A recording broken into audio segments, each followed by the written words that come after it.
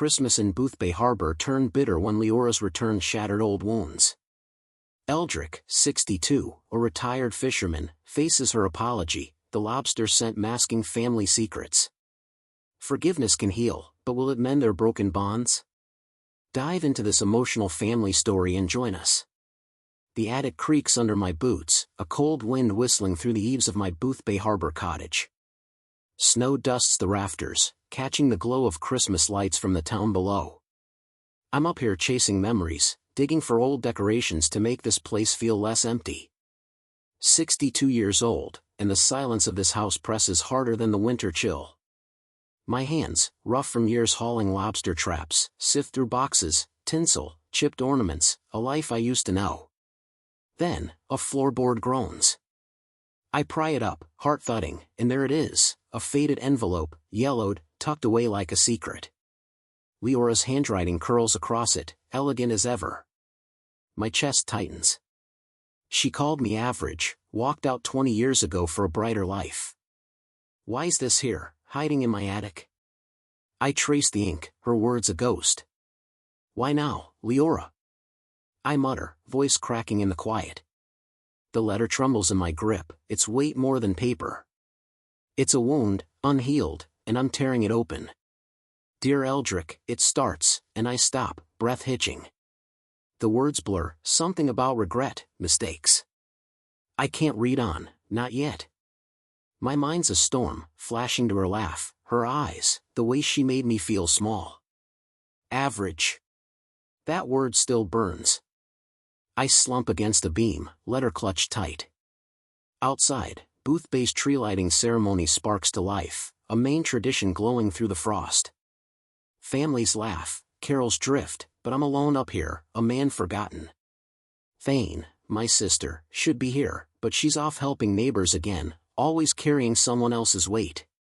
Her absence stings, like this house, like Leora's letter. Can facing this pain fix what's broken? I wonder, staring at the envelope. Loneliness is a heavy thing, heavier at Christmas when the world's alight but your heart's dark. Honesty might be the way out, reading her words, facing the truth. But do I dare? My fingers hover, ready to unfold the rest, when a gust rattles the window. What's in this letter? I ask myself, pulse racing. It's a mystery, pulling me toward answers I've avoided for decades.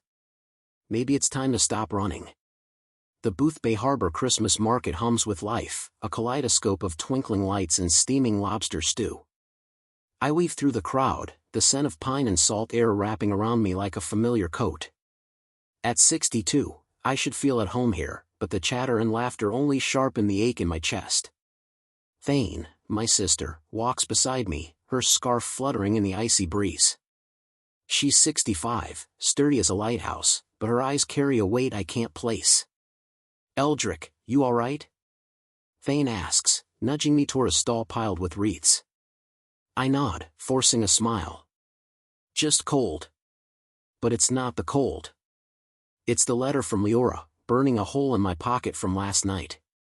I didn't read it all, couldn't. Her words, regret and mistakes, loop in my mind, stirring up that old wound, average. I grab a wreath, its needles pricking my gloves, and hand over a few bucks, trying to focus on the moment.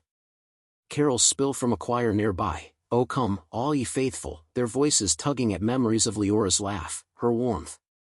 I freeze, caught in the sound, and the market fades.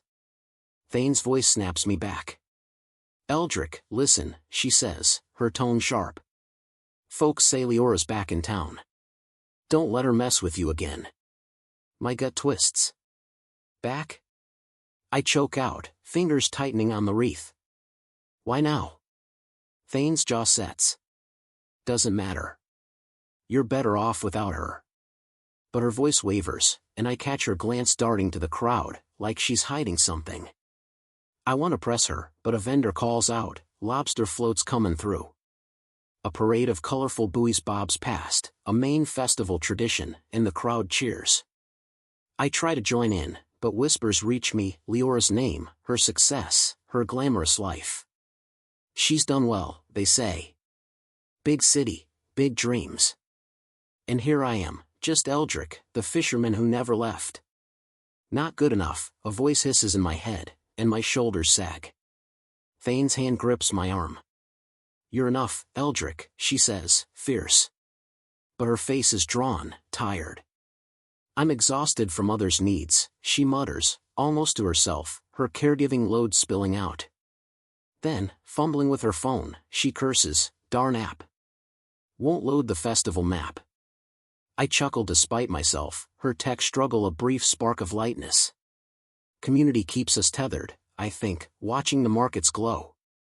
But rejection's shadow looms, Leora's return, my own doubts. Talking to Fain helps, her words a lifeline. Yet as we walk on, I wonder, will I face Leora? The Boothbay Harbor Market pulses with holiday cheer, snow crunching under my boots as I navigate the crowded stalls. The air's thick with the scent of hot cider and roasted chestnuts, and strings of lights twinkle like stars against the dusk. I'm 62, but tonight I feel older, the weight of Leora's letter still heavy in my coat. Fain's warning from earlier, Leora's back, churns in my gut, and every face in the crowd feels like it could be hers. I pause at a stall, pretending to eye a carved wooden ornament, when a voice cuts through the carols. Eldrick? It's her. Leora. My heart stumbles.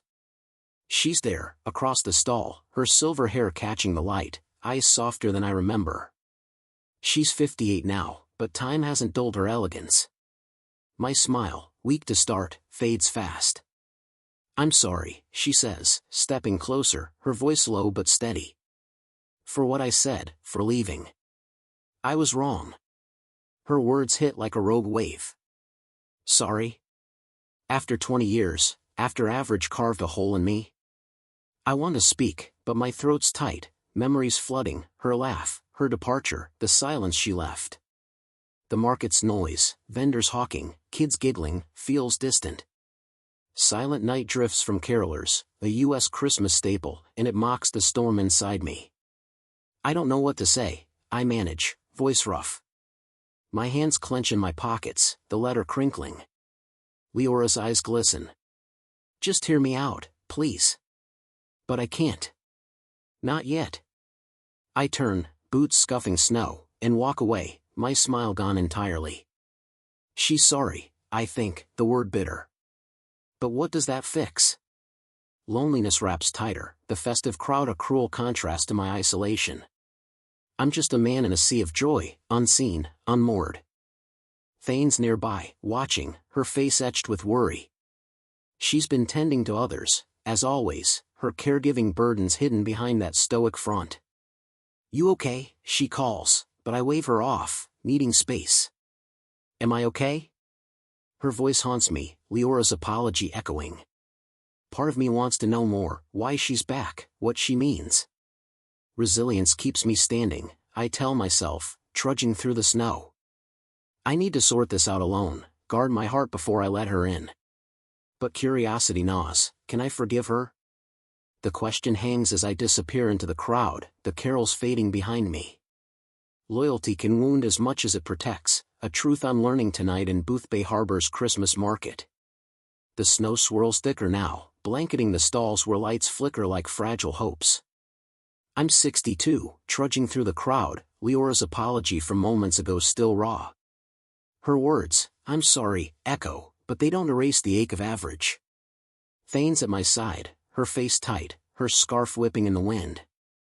She's 65, my rock, but tonight her eyes sag, heavy with burdens she won't share. The market's alive, vendors shouting, a Santa float rolling by with kids cheering, a U.S. Christmas scene that should warm me. But I'm cold, inside and out, the letter in my pocket a silent weight. I scan the crowd, half expecting Leora's silver hair, when Fain stops dead. There, she hisses, pointing. Leora's there, buying a scarf, her elegance stark against the rustic stalls. Before I can speak, Fain charges forward, her voice slicing through the market's hum. You broke him, she shouts, jabbing a finger at Leora. The crowd hushes, a silent scene, all eyes on us. You called him average and left him to rot. My heart lurches. Fain, stop. I grab her arm, but she's a storm, her words a high-stakes eruption. Leora's face crumples, her scarf slipping to the snow. I was wrong, Fain, she says, voice breaking. I'm trying to fix it. Fix it? Fain snaps, trembling. You don't get to waltz back. Her anger's fierce, but her eyes betray exhaustion, the toll of always carrying others' weight, neighbors, me, everyone but herself. I pull Fain back, my hand shaking. Enough, I say, voice low. The crowd murmurs, the Santa floats jingle bells jarring in attention. Leora stands frozen, eyes pleading, but I can't meet them. She hurt me, I think, but Fain's rage feels wrong too. Loneliness fuels this fire, mine, Fain's, maybe even Leora's, and it's tearing us apart in this festive glow. Let's go, I tell Fain, steering her away. She's breathing hard, her face etched with pain. I'm overworked, Eldrick, she mutters, a rare crack in her armor. Loyalty's cost is steep, I realize, watching her. Talking might cool this anger, mend what's breaking. But as we leave Leora behind, I wonder, will I side with Fain, or hear Leora out? The cafe in Boothbay Harbor hums with warmth, a haven from the snow piling outside. I sit across from Leora, the clink of coffee mugs and the pop of a fireplace filling the air, a cozy U.S. winter scene. Christmas lights twinkle through the frosted windows, casting a soft glow on her silver hair. At 62, I'm out of place in this moment, my fisherman's hands awkward around the steaming mug. Leora's 58, her elegance softened by time, but her eyes hold a weight I can't read. After Thane's outburst at the market last night, I shouldn't be here. But Leora's apology, I'm sorry, lingers, and I need answers. The letter in my pocket, half-read, whispers of regret. Why now? I ask, voice low, the cafe's chatter fading. Leora's fingers trace her mug, a nervous dance. I missed you, Eldrick, she says, her voice barely above a whisper. I was wrong to leave, to call you that. My chest tightens. A memory flashes, 20 years ago, her smile lighting up this same cafe, her laugh making me feel alive. That Leora feels so far from the woman before me now. Is she sincere? I wonder, searching her face. Her words spark hope, fragile but real, like the first thaw after winter. I hurt you, she continues, eyes meeting mine. I thought I was saving you, but I was selfish. Saving me? The words snag, but I don't press. Not yet. Let's talk, then, I say, surprising myself. A hesitant smile tugs at her lips, mirrored on mine, the mug's warmth seeping into my hands. For a moment, the loneliness that's dogged me, through empty Christmases, silent nights, eases. Dialogue feels like a bridge, shaky but possible. But doubt creeps in. Can I trust her? Fane's warning, don't let her mess with you, echoes, and her absence stings. She's off helping neighbors again, her caregiving load keeping her from me when I need her most. I glance at the door, half expecting her to storm in, but it's just the cafe's hum, mugs clinking, life moving on. Compassion could heal us, I think, watching Leora smile. This talk, this moment, feels like a step toward mending what's broken. But as I sip my coffee, the letter's unread words weigh heavy. Can we rebuild trust, or is this just another hurt waiting to happen? The fire crackles in my Boothbay Harbor cottage, its glow battling the snow tapping the windows. I sit across from Fain, the air thick with the scent of pine and the weight of last night's cafe talk with Leora. At 62, I'm raw, Leora's words, I missed you, clashing with Fain's market outburst. Fain 65, her face lined with worry, her hands clasped tight. Outside, lobster traps stack against the shed, a main staple glinting in the moonlight, grounding this unsteady moment. Fain, we need to talk, I say, voice steady despite the storm inside. Leora's letter, still unread, sits on the table, a silent challenge. Why'd you go after her like that? Fain's eyes flicker, guarded. She hurt you, Eldrick. Called you average, left you broken. Her voice is fierce, but it cracks, like ice under pressure. I lean forward, heart pounding. She's sorry. Wants to fix it. Don't I get a say? Then it comes, a high-stakes confession that shatters the room. I kept her letters, Fain says, voice barely a whisper, pointing to a drawer. Years ago, she wrote, wanting you back. I hid them. Shock slams me. You what? I'm on my feet, chair scraping. My sister, my anchor, lied? I yank open the drawer, finding a stack of envelopes, Leora's elegant script staring back. Betrayal, I think, but her next words twist it deeper. I was protecting you, Fain pleads, eyes wet. She'd hurt you again. I couldn't let that happen. Her voice breaks, revealing a loneliness I hadn't seen. I'm always shielding others, neighbors, you, but never myself. My mind reels. Protecting me? Or controlling me? Loneliness fuels her fear, her need to keep me close, just as it's kept me trapped in this pain. I storm to the porch, snow stinging my face, the letters clutched tight. Fain's caregiving, her endless giving, has cost us truth. She follows, fumbling with her phone, muttering, can't even check email right. Her tech fluster, usually funny, feels hollow now. Eldrick, please, she calls, but I'm lost in the twist. Honesty demands I face this, I think, staring at the letters. Loyalty's a tangled net, and Fain's lie cuts deep. I need to sort this alone, but one question burns, why did Fain lie? The Boothbay Harbor dock stretches into the night, waves crashing against its weathered planks. I stand alone, snow dusting my coat, the stars piercing the sky like cold, distant eyes. At 62, I've never felt so small. Fain's confession, hiding Leora's letters, cuts deeper than her market outburst or Leora's apology. The stack of envelopes in my hands feels like a betrayal, each one a chance at healing I never knew I had.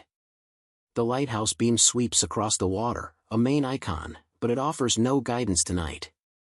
I whisper, no one stays. The words slip out, raw, as waves roar, their sound triggering a flood of pain. Leora left, calling me average. Fain lied, keeping her from me. Even now, Fain's gone, off helping neighbors, her caregiving pulling her away when I need her most. Abandoned, I think, the word a knife. I'm nothing to them, just a fisherman in a forgotten town, my life as empty as this dock. 27% of folks my age live alone, and tonight, I feel every bit of that statistic. The letters slip from my grip, fluttering to the snow. I don't pick them up. What's the point? My boots scuff the planks, my breath clouding in the frigid air. The market's distant glow, its carols and laughter, mocks my solitude. I'm invisible, a shadow in a world of light. Why am I here? I ask, staring into the churning sea. The waves answer with their relentless crash, amplifying my despair in this silent scene, where even the stars seem to turn away. But a flicker stirs, compassion, maybe, for myself, for Fain, for Leora.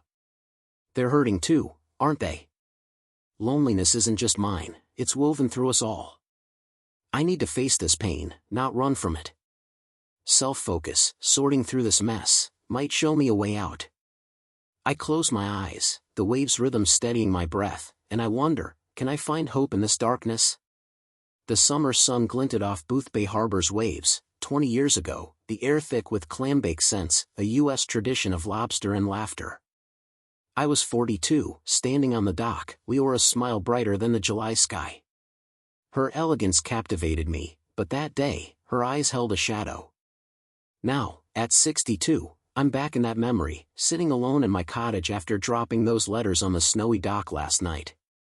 Fain's betrayal, hiding Leora's letters, stings, but it's Leora's absence that pulls me into the past. I see her clearly in the flashback, her silver hair then a warm brown, her voice trembling. I'm broke, Eldrick, she said, hands twisting. My dreams failed. You deserve better. Go. Her smile was sad, forced, a motif I've clung to through years of hurt. I begged her to stay, but she walked away, leaving me with average and a hollow heart. I thought she left for ambition, but now, clutching one of her hidden letters, I wonder if it was something else. She was protecting me, I realize, the cottage's firelight flickering across the letter's words, I couldn't drag you down with me.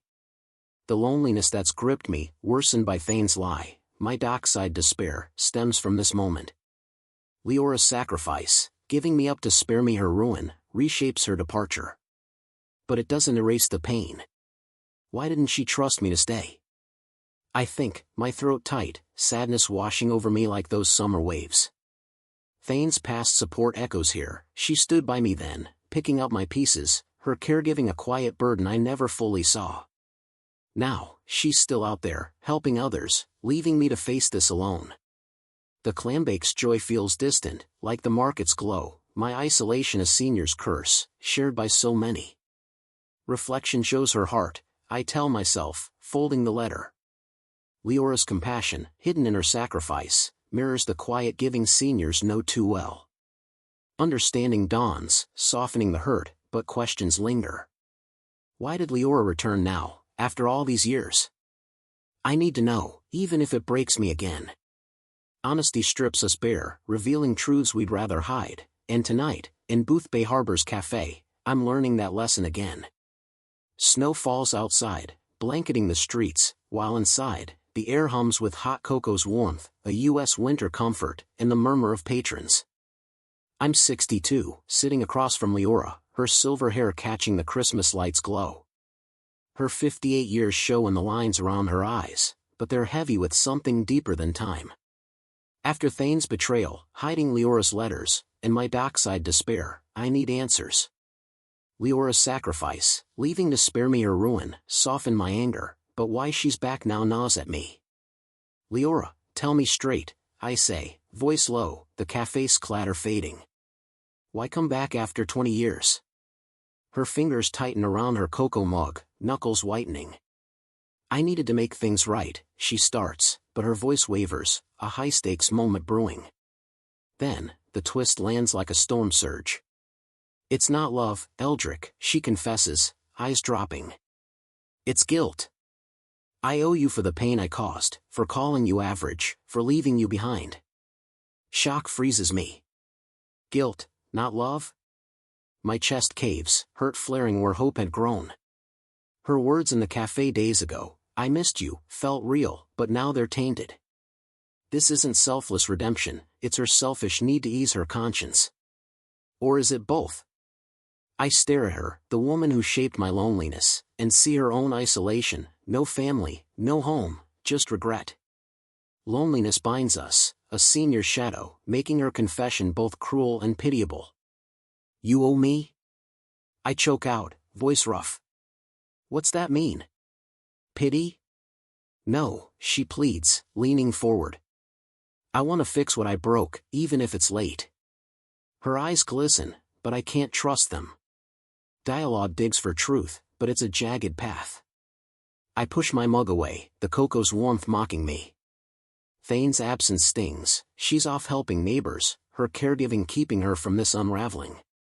Honesty hurts, I think, but it's the only way forward.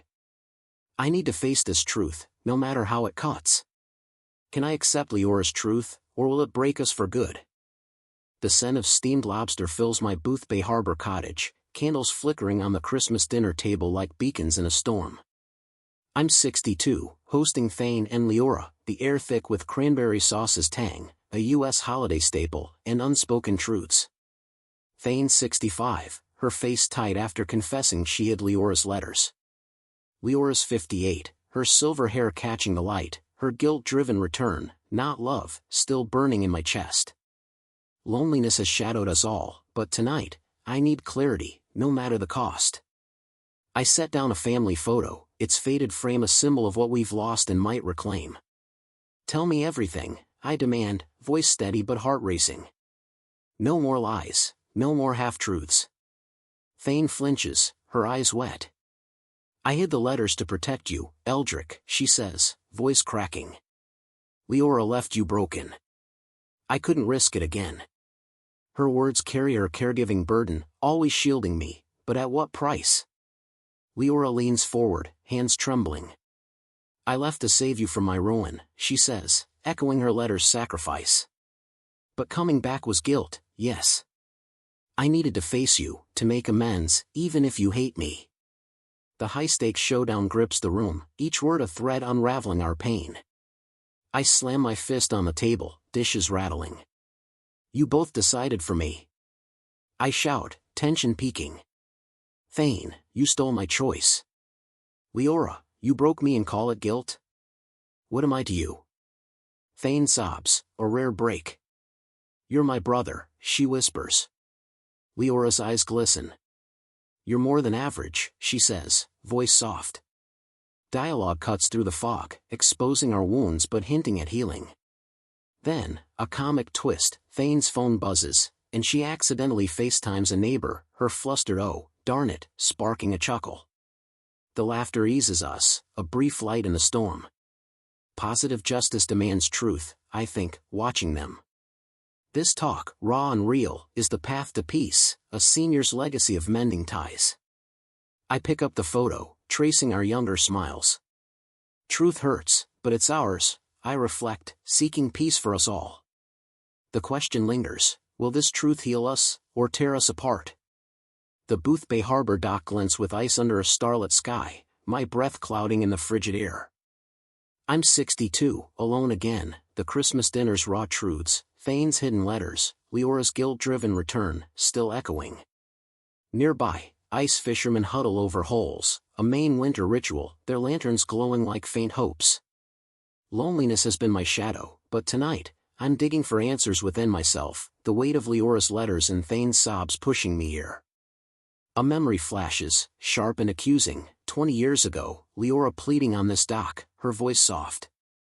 We can make it work, Eldrick, she said, eyes desperate after admitting her financial ruin. But I turned cold, my insecurities roaring.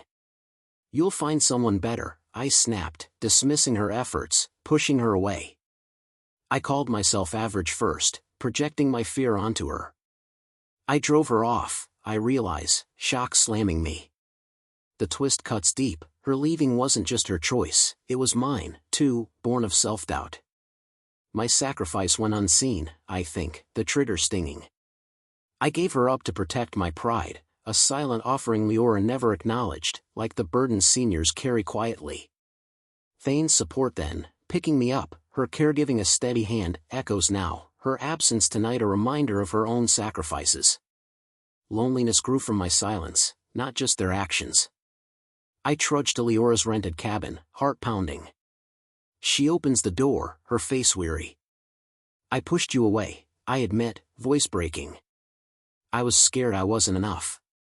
Her eyes soften, and we hug, a tentative bridge. Self-forgiveness frees me, I reflect, this growth a senior's resilience earned through facing faults. But can we reunite fully? The Boothbay Harbor Christmas festival bursts with life, its lights painting the snowy night like a canvas of hope. I stand amid the crowd, the air alive with carols soaring and the sizzle of lobster rolls grilling. Fireworks crackle above, a U.S. festival tradition, their colors dancing in my eyes. At 62, I'm not alone anymore. Fain's beside me, her scarf bright, her 65 years softened by a rare smile. Leora's here too, 58, her silver hair glowing, her hand brushing mine. After my confession on the dock, I pushed you away, we're here, together, seeking a new start. The festival's joy wraps us, but loneliness' shadow lingers.